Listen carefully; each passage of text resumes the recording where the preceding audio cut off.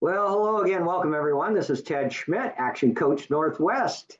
And this is another edition of our Business Spotlight podcast. And today our guest is Alex Perez-Tenessa, founder and CEO of Trendio. So welcome, Alex. Thanks for being on our podcast. Yeah, thanks, Ted. Thanks for having me. Super excited to be here. Excellent. Excellent. Okay. Well, we're going to jump right in and start off with question number one. If you had to start from square one in business, what would you do differently?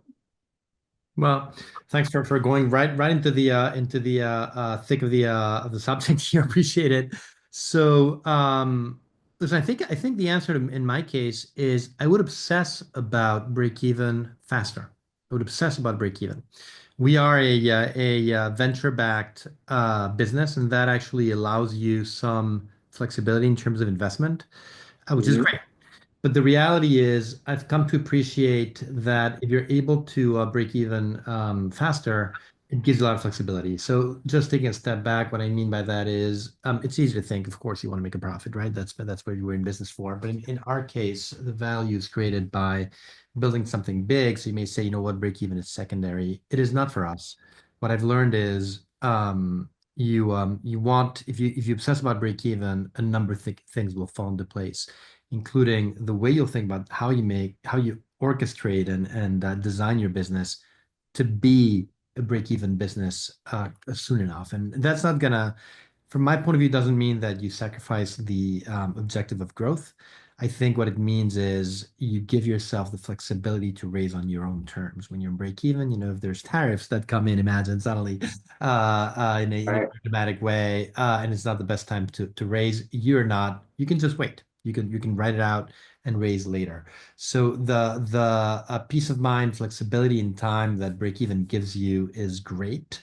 And it's not just about knowing that you need to build a profit. It's about thinking about your business, structuring your plan so that you truly obsess about that luxury, that of time and flexibility that comes with break even. Oh, interesting. I like that. Nobody's ever said that before. That's good. That's good. Okay. Okay. Next question. What have your biggest learnings been as an employer since you began in business? Yeah, so listen, I mean, I began in business a long time ago in terms of my career spans working with big companies, big consulting firms. I was with McKinsey, I was with CVS Health, I was with Amazon. So I've been in business for a long time. What surprised me when I moved to being an owner and a founder was actually the quality of talent that I was able to attract. The thing that was, as I was very concerned about this when I started, because I was thinking, it's easy to hire, which I think is true when your name is Amazon or your name is McKinsey or your name is anything like that, Google, you'll find people, of course, people want to work in those companies. They bring a lot of stability and a lot of and a great name on your resume. What I was Mhm. surprised to find was that when you're a small company, or in our case, a startup, you can attract people that are incredible because they bring a lot of the things that you actually want in your employees. They bring desire to make a difference. And by design, it's sort of a self-selection, desire to make a difference. They bring some risk appetite. They bring a desire to get their to truly sort of roll up their sleeves and work and get their hands dirty in the work. A lot, and therefore, an ability to dive deep, to be executional, but at the same time to be strategic. That's a lot of what you're trying to get when you're hiring. And when you're in a small business, almost by default, most of the people that are going to be interested in working for you are going to share some of these characteristics to some extent. And that was a real surprise to me. I was worried about the people I was going to be able to get, and I was incredibly pleased what I saw at the other end. I actually think because of the pool you attract, you're almost getting some of the best talent you can find out there. So, if I may, how did you go about attracting these people? Well, at the beginning it was, which I think is the best way to do this. It's about recommendations and people that tell you, hey, this person may be a good fit for your business. Let's talk to them. I can introduce you. I know this person is looking for their next role. I know I think they could be a good fit, so you talk to them that way. I still think that's the best way to get employees is through recommendations. There's nothing as deep in terms of knowledge of the person that someone truly recommends them. Over Hmm. time, we've used broad scale hiring type of approaches globally, by the way, and so LinkedIn and so on to hire people. And I still have been impressed by the quality of the people we've attracted. Again, not everybody chooses to go to startup, in our case, technology company. It takes a profile of person. And and it's been quite amazing to see that the profile you attract is many times the kind of employee that if you were to do the your wish list of characteristics, they have a lot of them. Yeah, interesting. Okay, excellent, excellent. Okay, what are some common misconceptions about running a business, and how do you address them? Yeah. Um, well, I think the it depends on the type of business. I think that, again, if you're a small self-funded business, I'm going to go and talk about, maybe a store or something like that, restaurant, different than what we do. In our case, we're a tech startup, and therefore we are a funded business. And I think the biggest misconception when you're starting a business is that you will find people, investors, who are going to be interested in funding a great idea. That's what I thought when I went into business, that you will find people that fund ideas. And what I discovered was that people don't fund ideas. Investors don't fund ideas. They fund businesses. They invest in businesses. So the most difficult part from my point of view of any business is the starting it. And if you're counting on external investors to do that for you, it's not going to happen. They're only going to, I mean, it's not going to happen. It's going to be unlikely. They're only going to invest in something that shows some level of traction, whatever you want to call it. The traction can be a few customers, can be some revenue. Usually, it doesn't have to be a lot of revenue, but some revenue. So a business with an organization, with a team, with a structure, that's what they invest in. They're not going to invest in a great idea. So how you address them is, it's really a catch-22 for many people because they need some minimum level of funding to get started, and they can't find the funding if they don't have a business running. So it's Right, a right, yeah. difficult loop to solve. What I think you have to do is you have to again design a business model that is very, very lean and allows you to generate something that you can put in front of investors at the minimum possible cost. And that may mean taking this idea that's this big and turning it into this idea that's this big, but can actually grow. But you start from something that you can self-fund, basically, or fund with friends and family money. Very, very small. You have to take your idea and really um, compress it, and so that you actually can show the potential and get people to invest behind you.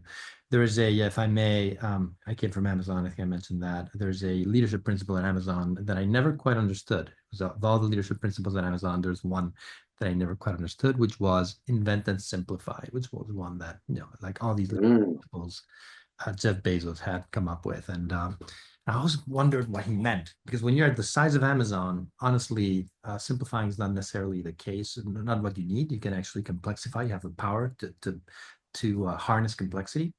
But if you're in a startup environment or in a small business environment, there's so much value in coming in with an idea, but then compressing it to its simplest element that you can self-fund, that you can prove, and grow from there.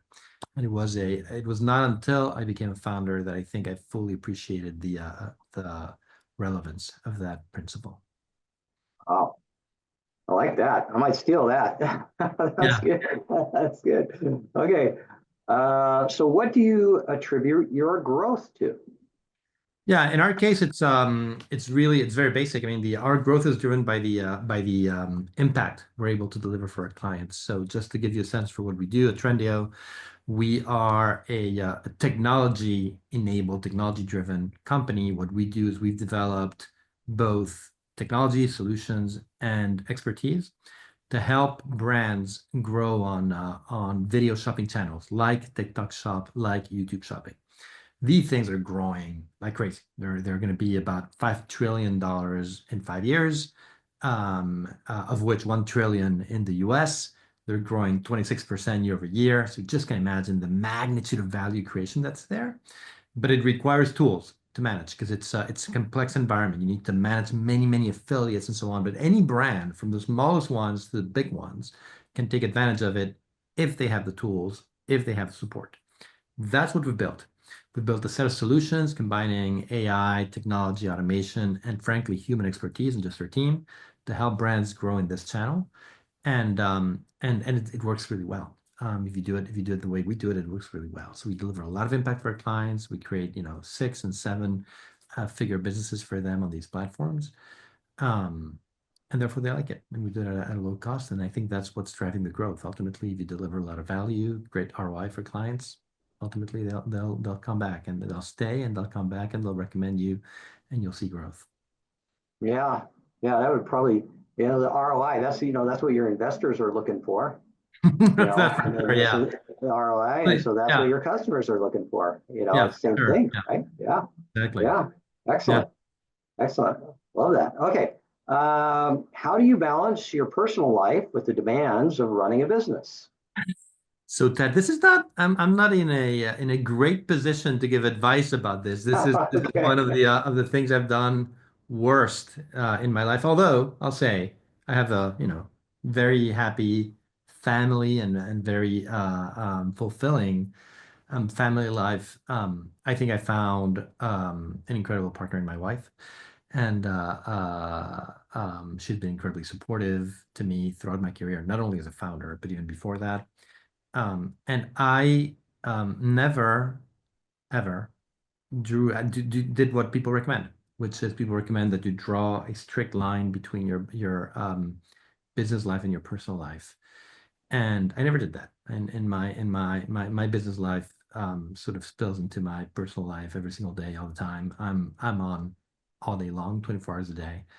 Um, and I think I like it that way myself, because if there's a point when you're making a trade-off between work and life, to me it means that there's not enough life in your work.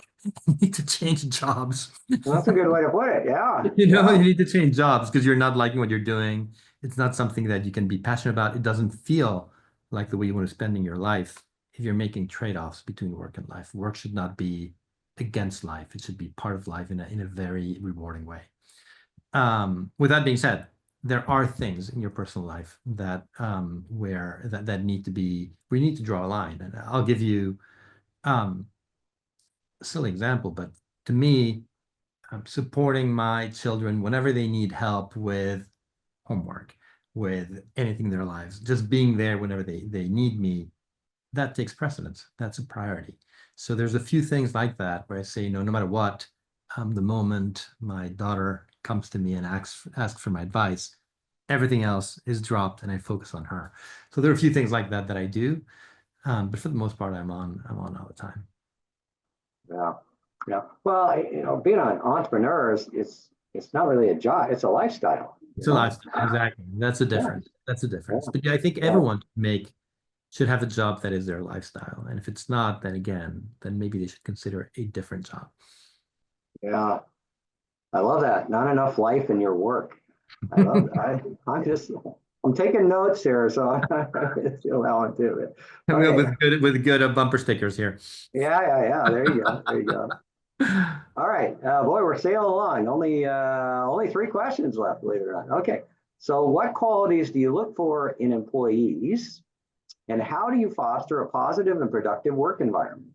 Yeah, for a company our size, we have a really structured way to attract people onto the company and to select them. And in particular, we for every new role that we hire for, we will create an assessment grid, and we will be very diligent about including 2 pieces in the assessment grid. So a set of things around what the role is. So, imagine that you're a social media manager. You need to have experience managing social media. You need to be experienced creating content. You need to be experienced with paid marketing. And We will describe, we will write what great would look like. We'll imagine what great would look like, and we'll imagine what insufficient answer would look like. And we'll write those two, and we'll define them almost as bookends of a rating. And we'll do the same with a set of what we call intrinsic qualities, which are things we want people to have above and beyond their their immediate job responsibility. And this is not about hiring generalists. It is, in bigger companies, you can hire generalists because if they don't work on one area, you can move them somewhere else, and it's fine. You hire athletes. We don't hire athletes. We hire specifically for the job. But at the same time, they need to have things like, the kind of things we also intrinsics, we measure are think big, is able to dive deep, is able to have the highest standards, is able to communicate effectively. So those different things we'll measure, and we'll measure them based on their prior experience. Um, and um, and what they convey is the ability to fit within our team and the way we work. And they also convey some versatility, because although we're hiring for a specific role in the world of a startup, things can change very significantly from one day to the next, and we all need to play multiple roles. So having people that have that both the expertise for what you're hiring them for, but also the ability to deviate, to move from that area of expertise, ultimately has given us the best sort of results in terms of who we hire. There's one more factor that we throw in, and this is sort of because all these are, we rate them on a 1 to 5 scale, and then we look at where things land and so on. And there's one factor that we don't rate on a 1 to 5 scale. We do, or I don't know if we do or not, but bottom line, if it's there in any way or form, it's a direct rejection of the candidate, which is if there's any sign, the slightest sign of toxicity from a candidate. So imagine that the candidate says something bad about their prior employer, this depicts a moment of conflict where you're a little bit uncertain about the way that was handled, maybe a little bit immature.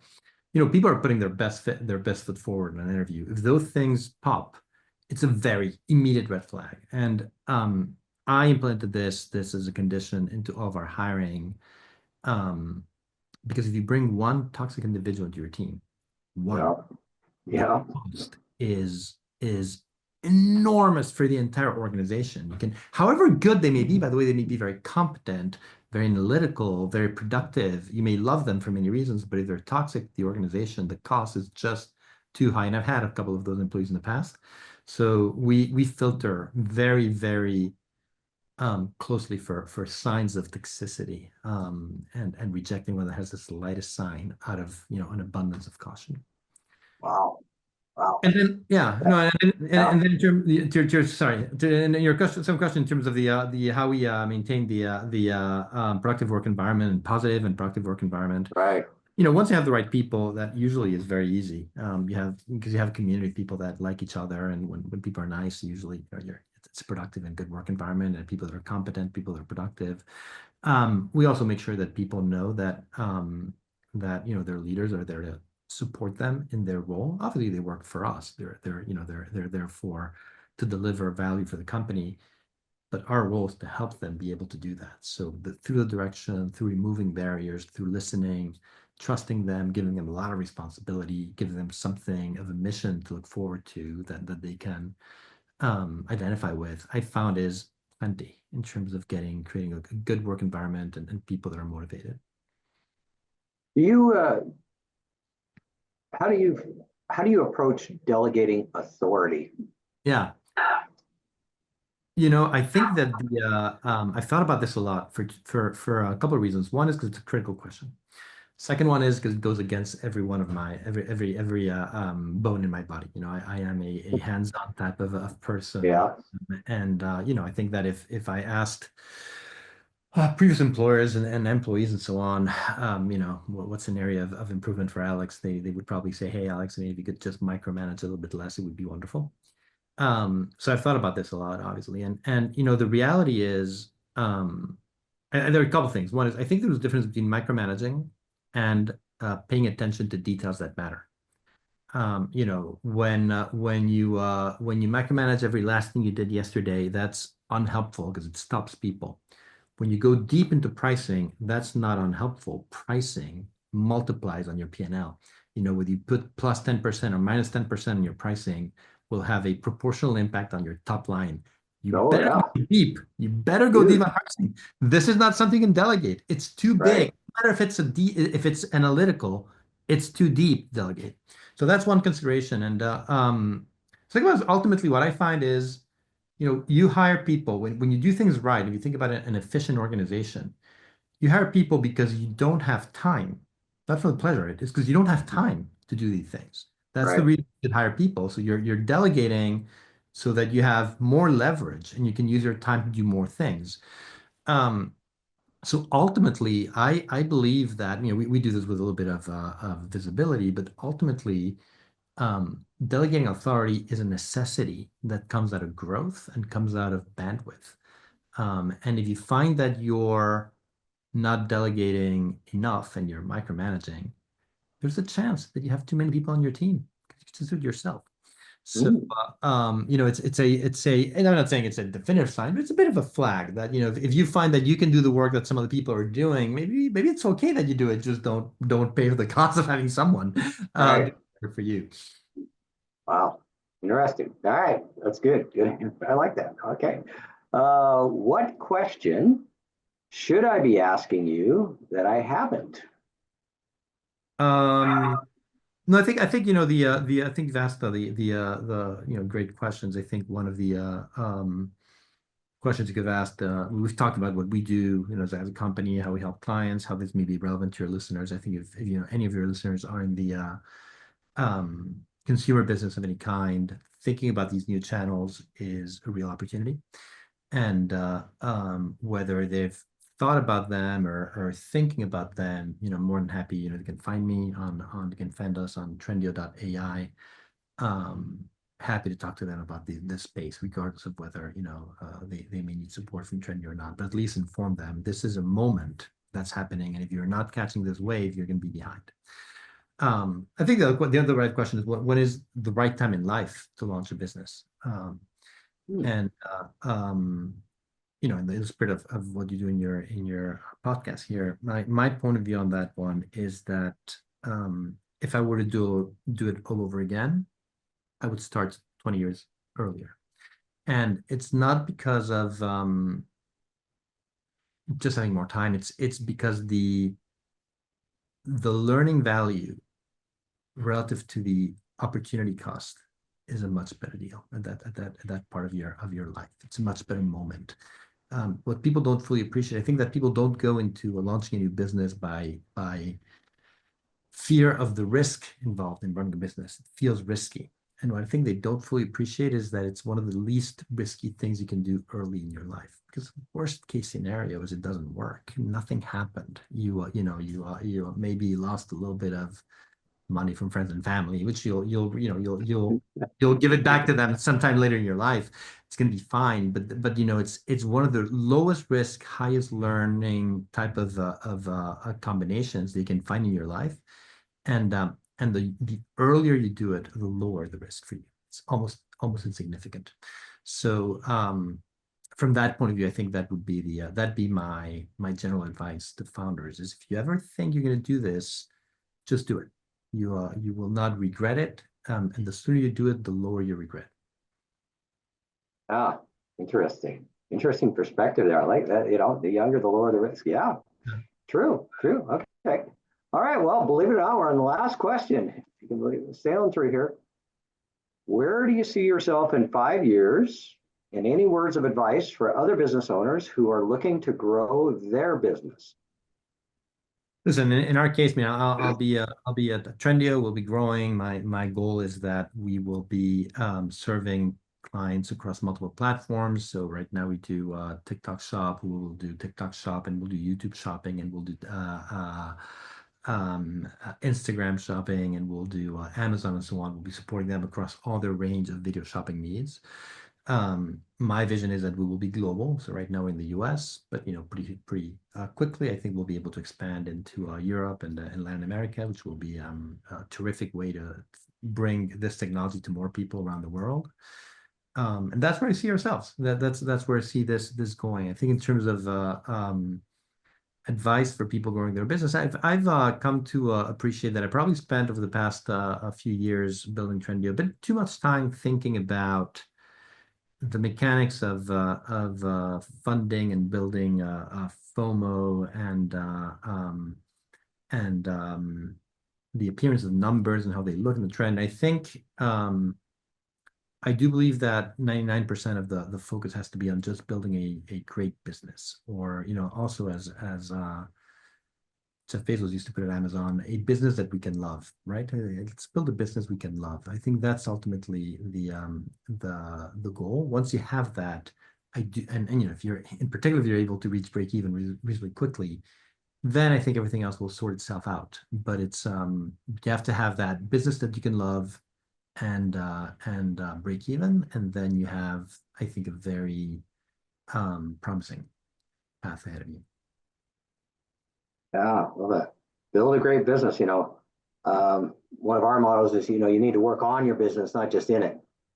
Yeah, And that's in right. order to build a great business, you have to work on it. You can't just be working in it all the time. So Yeah. that's great insight. Well, thank you very much, Alex Thanks, Ted. Perez-Tenessa, founder and CEO of Trendio. Great insights, great wisdom, words of wisdom, and thank you very much for being a part of our podcast. Yeah, thanks for having me. All right, take care. Thanks.